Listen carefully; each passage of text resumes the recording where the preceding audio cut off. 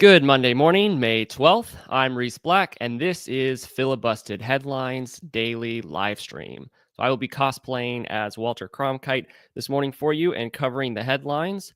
Today, I'll be going over a terrorist organization that has just disbanded after 40 years of operation, a major update to the U.S.-China tariff situation, a $1.7 billion energy deal, and Trump's planned trip to the Middle East, and ending with a ceasefire between India and Pakistan. First topic on the register today, US and China agree to delay tariffs for 90 days as negotiations continue. And so what we're looking at here is both countries, the US and China, have basically agreed to a major decrease in tariffs on each other and put a 90-day pause that will give them time to settle on a trade deal and figure out what the tariffs are going to be at in the future, likely to be much lower than the escalations that we've seen recently. And so the reciprocal 125% tariffs that China and the United States both had on each other has now been lowered to 10% during this 90-day pause. However, Trump also has kept an extra 20% tariff on China. You might remember this 20% extra tariff was initially a response to China's involvement in the fentanyl crisis in the United States. If you weren't aware, China has a lot to do with the fentanyl crisis in the United States. Don't have too much time to get into that, but they do. They have a major involvement in that. And so Trump put a 20% tariff on them specifically to try to pressure them to do more or maybe do less to cause the fentanyl crisis. And so that puts the tariffs on China currently at 30%. And we will have to wait and see how those negotiations go and what permanent trade deals get struck between the U.S. and China. In other news, major investment in the U.S. Electricity infrastructure on Wednesday, Invenergy, which is America's largest privately held power producer, announced that they had just awarded $1.7 billion to two companies to start working on the first part of a new electric transmission line. And so we have over here the CEO of Invenergy, Michael Polsky. He told Fox Business that they are building a 800-mile transmission line from through Kansas, Missouri, Illinois, and Indiana. And so all through the middle of America. And he said it will take about 3 years with plans to be in operation sometime late in 2029. The build is called the Grain Belt Express. I thought it was the Grand Belt Express. Grain Belt makes sense, middle of America. The Grand Grain Belt Express would be a better name for it, and will cost in total $11 billion, estimated creating 22,000 jobs. And so this is a major infrastructure announcement to build more transmission lines for electricity across the middle of America. This should lower energy costs for Americans. So anytime you have this sort of major investment, it can, drive down energy costs. The CEO said that this was in direct response to Trump's energy crisis executive order. So I believe we've actually talked about this on this channel, but earlier this year, Trump signed an executive order that was an energy crisis executive order stating that the United States was in an energy crisis and we need major investment in order to be able to have more energy security here in the United States. And so it's just interesting to see the CEO said that this is in direct response. So we already have some movement in that regard to hopefully bring down energy costs in the United States. And as you may know, energy costs lead to everything getting more expensive when energy costs get expensive because energy is used in the production of everything. So if energy costs can come down, then maybe that means costs across the board can come down. So I think that this is very good news, and we'll have to wait and see how this investment plays out. In switching directions to the other side of the world, Trump this last week has announced that he is planning a trip to the Middle East, and he's actually embarking on a trip to the Middle East very, very soon.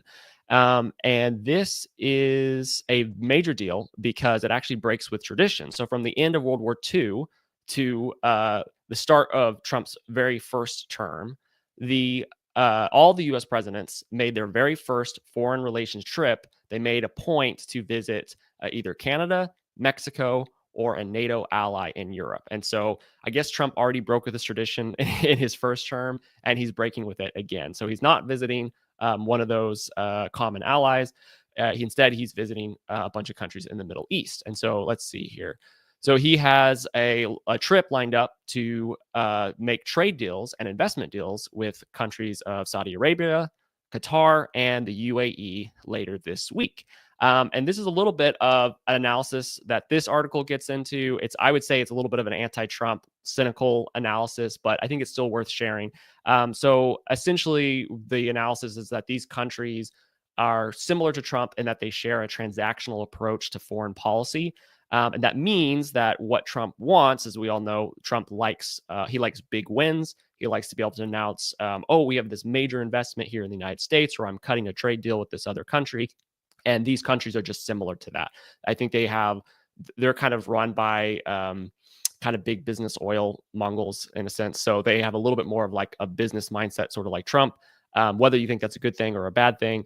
And so they're a little bit more on board with the like rolling out the red carpet and let's strike a big trade deal and make a big deal about this. So both our countries look really good.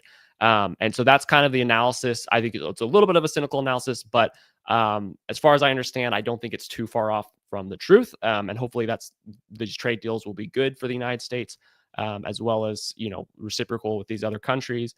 And so we'll have to wait and see what that means. And I'm curious to put in the comments, what do you think about these countries in the United States, especially Trump going and visiting them? Is this a good thing? Is this a bad thing? Us cutting trade deals with the likes of Qatar and the UAE, and I know they've had some issues in their countries, and so I'm just curious to see what y'all think about Trump and this Middle East trade deal that he is trying to put together here. Sticking with the Middle East, this is the good news of today, and quite interesting, something you don't see very often. I can't think of any time I've seen something like this before, but a terrorist group that has been around for 40 years has officially disbanded. And so this is the PKK, Kurdish militant group, and they are classified as a terrorist organization by Turkey. And they've been operating in Turkey and also by the United States, and all our Western allies have been classified as a terrorist organization. And after 40 years of terror making, they are officially done with the terror. They're fed up and they're not doing it anymore. And so the leader, who I think has been in a Turkish jail for the last 25 years, his name is Abdullah Öcalan. He has called in February. He called for the disbanding of the group. He said that it's time to call it quits. And so just a tiny bit of history here. So Kurds is a group that makes up about 20% of the Turkish population. And this group, the PKK, was originally founded in order to try to create an independent homeland for the Kurds. And so they were fighting against Turkey inside of Turkey as a terrorist organization in an attempt to make an independent homeland. But now they have kind of given up on that. So they are focused on just protecting Kurdish rights. And that's sort of been their focus. The PKK has officially stated that it has completed its historical mission, and now Kurdish issues can be resolved through democratic politics.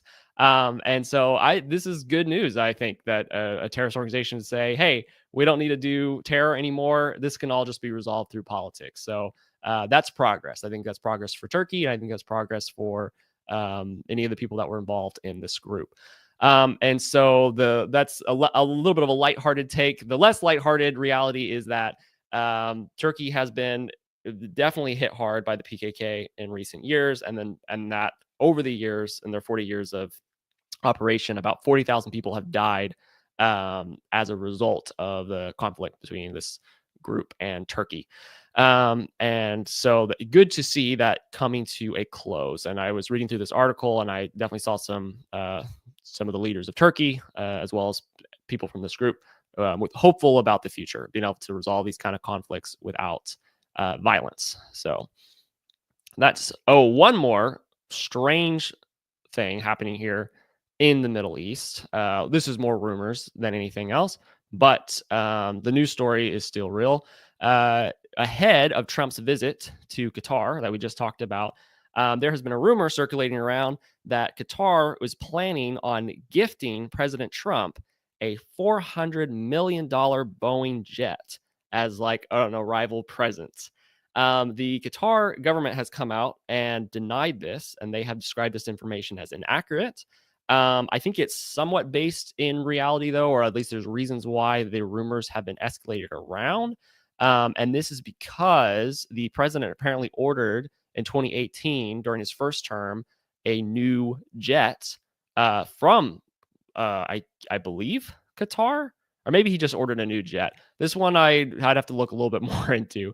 But essentially, Trump's been vocal about his desire to have the current Air Force One updated. He wants it modified to a new jet, modified 747-200 jumbo jets. That's what we've been using since 1999. So he wants a newer jet. He's made that clear. And so recently, the Qatar's media ambassador to the U.S. stated that it's possible to transfer an aircraft for temporary use as the Air Force One. It's currently under consideration between Qatar's Ministry of Defense and the U.S. Department of Defense, but the matter remains under review by the respective legal departments, and no decision has been made. And so there seems to be some talks or some situation going on here. But I think that blew into rumors that Qatar was just going to straight up gift the president a $400 million plane. According to Qatar, that is not the case. So we will probably learn more about this, and this will probably be lined out a little bit clearer after Trump's visit to Qatar, because I'm sure it's going to be brought up while he's there. And if they do end up gifting him a plane while he's over there, then we will certainly see the headlines on that. Some more good news, one I'm particularly happy about, and this will connect to a episode being released here on Filibuster Channel later this week. India and Pakistan have agreed to a ceasefire. And so you've probably seen this in the news, but after a week long of escalating military action, India and Pakistan agreed to ceasefire on Saturday. That week-long military action, what occurred was a terrorist attack happened. They killed 26 people in the India-controlled area of Kashmir. Kashmir has been a hotly contested area in between India and Pakistan. They fought over it since the 1940s. And so when the terrorist attack occurred, India immediately blamed Pakistan, and they responded last Wednesday by shooting missiles at 9 sites in Pakistan. And for days after that, both countries were shelling each other across the border. Most of the airports in the region were shut down, and the ambassadors kind of stopped talking to each other between the two countries. Things were looking very bleak. There was a lot of escalation and bravado happening on both sides. And then in the darkest hour, when the world needed him most, U.S. Secretary of State Marco Rubio stepped in and saved the day. And he stepped in and he brokered a ceasefire, which was agreed upon on Saturday. And as of this morning, India has reported that there is no shelling anymore between the two countries, and airports are reopening in the region. And so that was good to see. However, I am not confident that this ceasefire is going to stay in effect, because essentially these countries, two countries, Pakistan and India, have done this since the 1940s.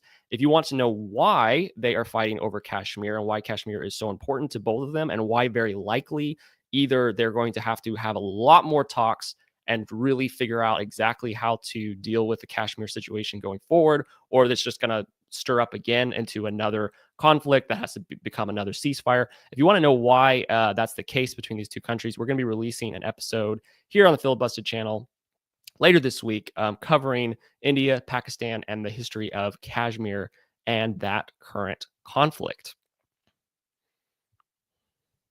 Well, I have blown through these headlines, and I hope everyone tuning in has a wonderful Monday morning and a wonderful rest of your week. So tune in later to hear more about the Kashmir conflict later this week, and I will see you then.